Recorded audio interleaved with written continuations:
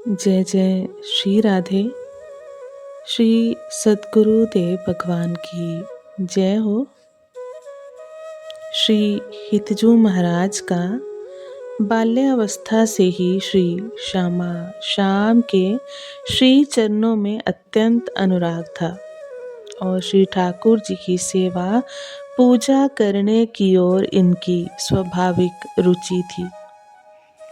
जब वे अपने पिता श्री व्यास मिश्र जी को श्री राधा मोहन जी की सेवा करते हुए देखते तो उनके मन में ही प्रभु के श्री विग्रह की सेवा करने की चटपटी सदैव लगी रहती। एक दिन बड़े आर्त भाव में भरकर श्री हितजू अपनी शैया पर लेटे हुए ये विचार करने लगे कि प्रभु का श्री विग्रह घर में कैसे आवे, ताकि हम भी पिताजी की भांति प्रभु के श्री विग्रह की सेवा कर सकें। यही चिंतन करते करते उनको निद्रा आ गई। स्वप्न में श्री श्यामा श्याम ने प्रकट होकर के श्री हित महाप्रभु को आज्ञा की, तुम्हारे घर के निकट बाग में एक पुराना कुआं है जिसमें हमारा एक द्विज मुरली मनोहर स्वरूप श्री विग्रह है। हमें कूप अर्थात कुएं में निवास करते हुए बहुत समय हो गया है। तुम्हारे पूर्वज श्री जालप मिश्र जी के द्वारा हम सेवित थे, किंतु यवनों के आक्रमण के समय उन्होंने इस आशंका से हमें कूप में पधरा दिया था कि कहीं यवन हमारे श्री विग्रह को नष्ट ना कर दें। हम तुम्हारे हृदय के स्नेह को जानते हैं। तुम निर्भय होकर कुएं में कूदकर अपने हाथों से हमें बाहर निकालो और एक सुंदर मंदिर का निर्माण कराकर उसमें हमें पधरावो तथा मेरे वामांग में श्री प्रियाजू की गादी स्थापित कर मेरी अष्टयाम सेवा पद्धति का विस्तार करो। श्री प्रियतम ने स्वप्न में जो आज्ञा की थी, श्री हितजू ने उसे सत्य मानकर हृदय में धारण किया। जब प्रातःकाल हुआ, उनकी नींद खुली तो श्री श्यामा श्याम के स्वप्न में दर्शन व उनकी कृपा का अनुभव कर महाप्रभु अत्यंत प्रेम विवल हो गए और उनका सारा शरीर शिथिल हो गया। श्रीहित महाप्रभु ने सोचा कि यदि ये बात पिताजी से कहेंगे तो वे अवश्य ही कुएं में जाने की हमें आज्ञा नहीं देंगे। अतः इन्होंने इस विषय को गुप्त ही रखा और प्रातः बाल बोग करके खेलने के बहाने अपने साथी सखाओं गांगू, गोविंदा, रंगा, मेदा आदि को बुलाया और कहा कि आज हमारी गेंद खेलने की इच्छा है। चलो हम सब बाग में चलते हैं और वहाँ बाग के एकांत क्षेत्र में गेंद खेलेंगे। आप नित्य की भांति सखाओं को अपने साथ बाग में खेलने के लिए ले गए। श्री हितजू अपने मित्रों के साथ वहाँ कंदुक क्रीड़ा करने लगे। बाग में उसी एकांतिक स्थान पर एक पुराना कुआं था जो बहुत काल से सूखा हुआ था और उसके आसपास बहुत सी घास जम गई थी। हितजू ने खेल खेल में गेंद ऐसी उछाली कि वह सीधे उसी कुएं में जा गिरी। जैसे श्री कृष्ण लीला में बाल गोपाल ने अपने सखा ग्वाल वालों से कहा था कि चलो आज यमुना किनारे काली देव पर गेंद खेलते हैं, क्योंकि वहाँ कालिया नाग का मर्दन करके यमुना जल को स्वच्छ अमृतमय बनाना था।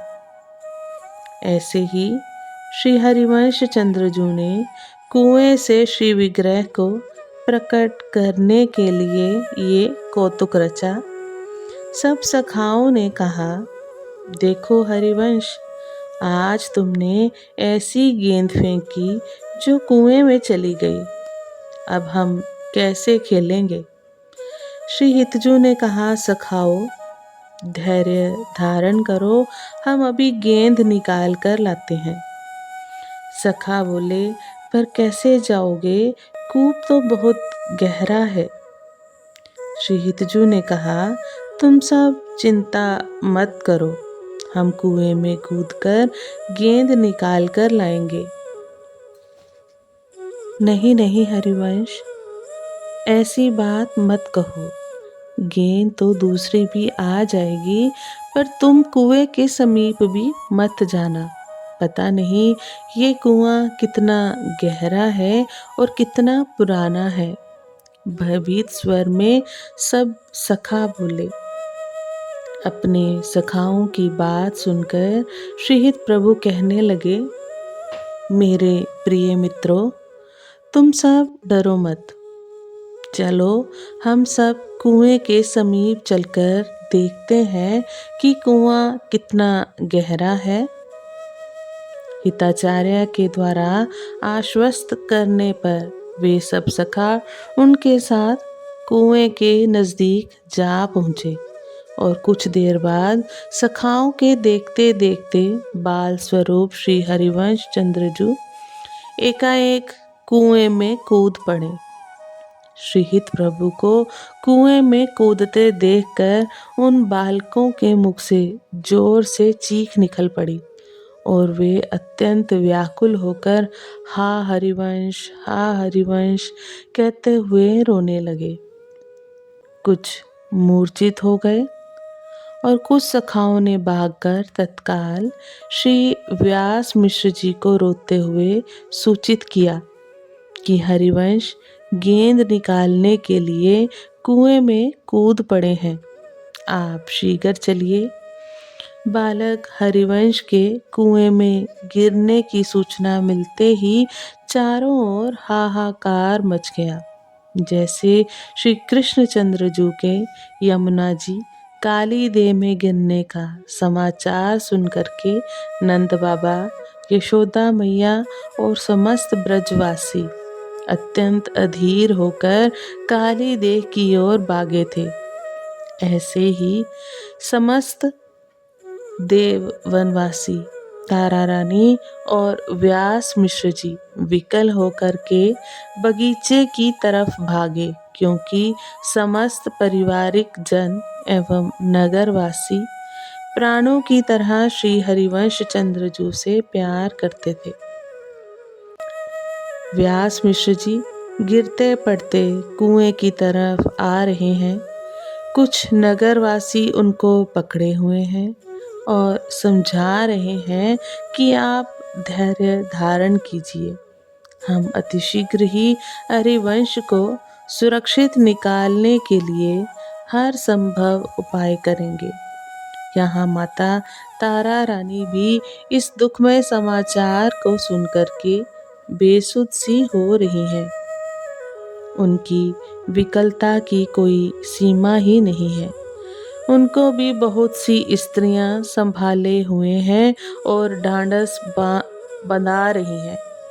बालक हरिवंश को कुछ नहीं होगा। श्री राधा मोहन जी की कृपा से सब ठीक हो जाएगा। श्री व्यास मिश्र जी तो अति अधीर होकर कुएं में कूदने ही वाले थे, किंतु लोगों ने उन्हें पकड़ लिया। इस तरह बाग में अपार भीड़ एकत्रित हो गई एवं सभी लोग बालक हरिवंश को सुरक्षित निकालने के लिए प्रयास करने लगे। जिस समय सभी नगरवासी जन हितजू को निकालने के लिए प्रयत्नशील थे कि उसी समय कुएं में से जय हो की दिव्य ध्वनि सुनाई पड़ी और एक दिव्य प्रकाश कुएं में चारों ओर फैल गया। थोड़ी ही देर बाद सबने देखा कि श्री हरिवंश चंद्रजू महाराज श्याम वरण द्विभुज मुरलीधारी एक मंजुल श्री विग्रह को गोद में लिए हुए जल के ऊपर पद्मासन से विराजमान होकर स्वतः ही कुएं से ऊपर की ओर आ रहे हैं। जल आसन पर बैठे कैसे? थल आसन कुसुमनी को जैसे, अर्थात उस सूखे कुएं में दिव्य अमृतमय जल बरता जा रहा है और उसी जल पर विराजमान होकर हितजू कुएं के ऊपर आते जा रहे हैं। जो बाहर देव वनवासी जन एकत्रित थे वे ये अलौकिक चमत्कारिक दृश्य देख करके आनंदित होकर उच्च स्वर से जय जयकार करने लगे। इस प्रकार श्री हितजू अपने गोद में प्रभु के श्री विग्रह को लेकर के कुएं से बाहर आए एवं वह जलहीन कुआं दिव्य शीतल जल से परिपूर्ण हो गया। श्री हरिवंश को कुएं से सकुशल बाहर आया देखकर नगरवासी अतिशय आनंद में भरकर जय जयकार करने लगे। श्री हितजू महाराज की गोद में श्री विग्रह को देखकर सब नगरवासियों को महान आश्चर्य हो रहा है। सभी ने प्रभु के श्री विग्रह का वंदन किया। श्री हितजू को माता तारा रानी एवं पिता व्यास मिश्र जी ने हृदय से लगा लिया। सब जन प्रभु की बड़ी कृपा मना रहे हैं कि प्रभु के अनुग्रह से ही हम सबके प्राणों से भी ज़्यादा प्रिय श्री हितजू सुरक्षित कुएं से बाहर निकल आए हैं। जो वहाँ देववन नगर की युवतियाँ एकत्रित थीं वे सब मंगल गीत गाने लगी।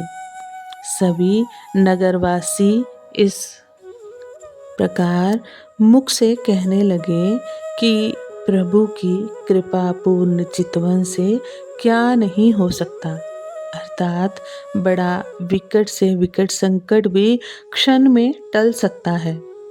श्री व्यास मिश्र जी बालक हरिवंश को सुरक्षित देखकर एवं श्री विग्रह स्वरूप से प्रभु को घर आया जानकर आनंद समुद्र में निमग्न हो रहे हैं और बार बार अपने लाडले पुत्र को हृदय से लगा रहे हैं।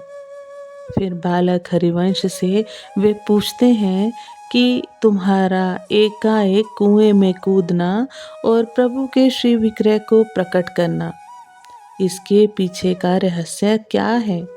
तुम्हें कैसे पता चला कि इस कुएं में प्रभु का श्री विग्रह है?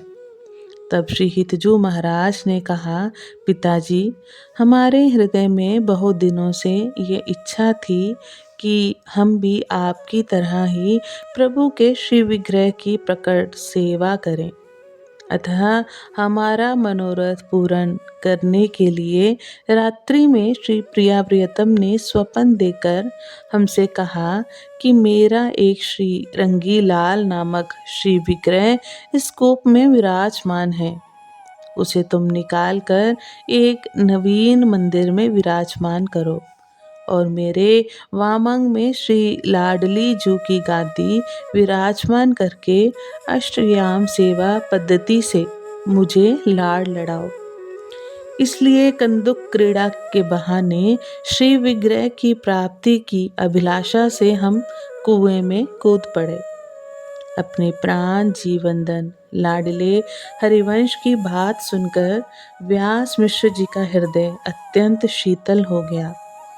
अब तो श्री व्यास मिश्र जी ने समस्त देववनवासियों के साथ मिलकर बड़े हर्ष उल्लास एवं विविध वाद्य यंत्रों की ध्वनि के साथ प्रभु के नाम का संकीर्तन एवं उनकी जय जयकार करते हुए बड़े समारोह पूर्वक नगर फेरी की और ठाकुर श्री रंगीलाल जी को अपने महल में लाए। श्री व्यास मिश्र जी ने अति आनंद में भरकर अपने सेवकों को आज्ञा दी कि ठाकुर श्री रंगीलाल जी को विराजमान करने के लिए शीघ्र अतिशीघ्र एक भव्य नवीन मंदिर का निर्माण किया जाए।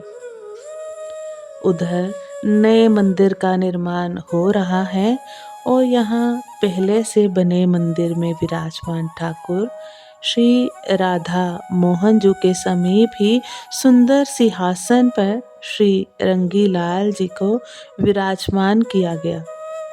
तदंतर श्री व्यास मिश्र जी ने बड़े बड़े विद्वानों के साथ मिलकर वैदिक मंत्रोच्चार पूर्वक श्री रंगीलाल प्रभु का सुंदर अभिषेक करवाया एवं उनका नाम ठाकुर श्री नवरंगी लाल रखा गया। जब कुछ दिनों पश्चात नवीन मंदिर का निर्माण संपन्न हो गया तो व्यास मिश्र जी ने उसमें सांगोपांग विधि विधान पूर्वक श्री नवरंगी लाल जी को विराजमान कर दिया तथा उनके वाम पार्श्व में श्री प्रियाजू की सुंदर गादी स्थापित की गई तथा 5 आरती 7 भोग 5 आरती 7 भोग वाली अपनी विधि निषेध शून्य मौलिक सेवा पद्धति का शुभारंभ किया। श्री व्यास मिश्र जी ने इस दिन बड़े भव्य उत्सव का आयोजन कर सभी को दान मान से सम्मानित किया। अब तो देव मन में महान आनंद छाने लगा क्योंकि श्री व्यास मिश्र जी के यहाँ पहले से ही ठाकुर श्री राधा मोहन जी विराजमान थे और अब महाप्रभु श्री हरिवंश चंद्र जी के द्वारा प्रकटित नवीन ठाकुर श्री नवरंगी लाल जी भी विराजमान हो गए। इस घटना से समस्त देववन वासियों को अपार आनंद मिला और उन्होंने अनुभव किया कि हम सब बड़े सौभाग्यशाली हैं जो हमारे देववन में श्री व्यास मिश्र जी के यहाँ ऐसा महिमामय बालक प्रकट हुआ है जिसके प्रताप से ऐसे छैल छबीले परम कमनीय ठाकुर श्री नवरंगी लाल जी कृपा करके हम सबको दर्शन देने के लिए कूप से प्रकट हुए हैं। इस प्रकार ये घटना जन जन में चर्चा का विषय बन गई थी कि व्यास मिश्र ने पुत्र श्री हरिवंश चंद्र ने 7 वर्ष की आयु में ही ठाकुर श्री नवरंगी लाल जी का प्रागट्य कर महान कार्य किया। इससे श्रीहित महाप्रभु का सुयश चारों ओर तेजी से फैलने लगा और अनेकों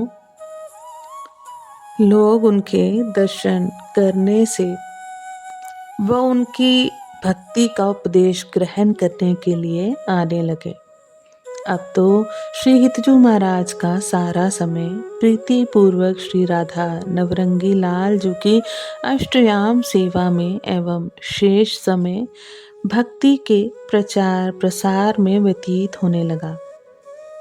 ठाकुर श्री राधा नवरंगी लाल जी आज भी उत्तर प्रदेश के सहारनपुर जिले के अंतर्गत देववन नगर में विराजमान है और श्री हित महाप्रभु के तृतीय पुत्र श्री गोपीनाथ जी की वंश परंपरा के गोस्वामी परिकरों के द्वारा श्री हिताचार्य द्वारा स्थापित 5 आरती 7 भोग वाली अष्टयाम सेवा पद्धति के अनुसार ही उनकी सेवा हो रही है।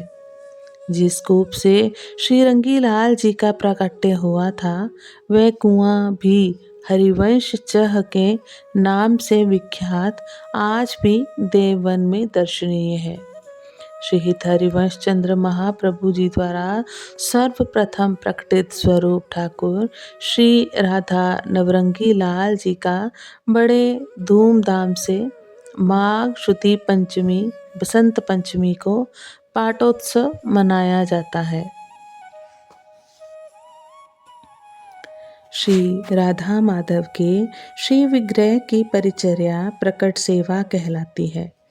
राधा वल्लभीय उपासना पद्धति की सेवा में श्री श्याम सुंदर का त्रिभंग ललित वेणु वादन तत्पर स्वरूप विराजमान रहता है और उनके वाम अंग में एक विशेष प्रकार से भव्य वस्त्रों के द्वारा श्री प्रियाजू की गादी की रचना रहती है, जिसमें स्वर्ण पत्र पर लिखा हुआ है श्री राधा नाम विराजमान रहता है। इस गादी किंवा आसन पर श्री श्यामाजू की परिचर्या में आवश्यक सेवा सोंझ धारण कराई जाती है। ऐसा रसिक महापुरुषों का कथन है कि श्री राधा जू के बिना ना तो श्री हरि जू का पूजन करना चाहिए, ना ध्यान करना चाहिए और ना ही जप करना चाहिए, क्योंकि राधा किशोरी के बिना क्षणार्थ में भी श्री कृष्ण विकल होकर सुध-बुध खो बैठते हैं। इसलिए सारवेत्ता शुद्ध युगल उपासक को श्री राधा प्यारी के साथ रहकर ही प्रमुदित रहने वाले श्री श्याम सुंदर की सदैव श्री राधा जू के साथ ही सेवा करनी चाहिए। अतः श्री हित हरिवंश महाप्रभु ने श्री नवरंगी लाल जी के स्वरूप के साथ श्री प्यारी जू का श्री विग्रह विराजमान ना करके उनकी गादी स्थापित की।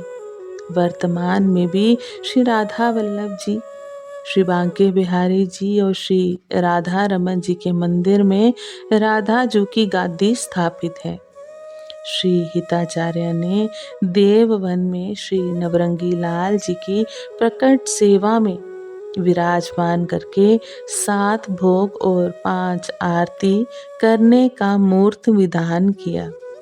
विधि निषेध शून्य इस प्रकट सेवा का प्रारंभ उन्होंने ठाकुर श्री नवरंगी लाल जी के प्रादुर्भाव के साथ ही किया। ठाकुर श्री नवरंगी लाल जी के वाम पार्श्व में स्वामिनी श्री राधा की गादी स्थापित करके उस गादी को ही श्री राधा जू के समस्त वस्त्राभूषणों से समालंकृत करने का मूर्त विधान किया। श्री हिताचार्य द्वारा आविर्भूत ये सेवा पद्धति उनके नाद बिंदु परिकर में प्रकट सेवा विधान के रूप में समादृत हुई।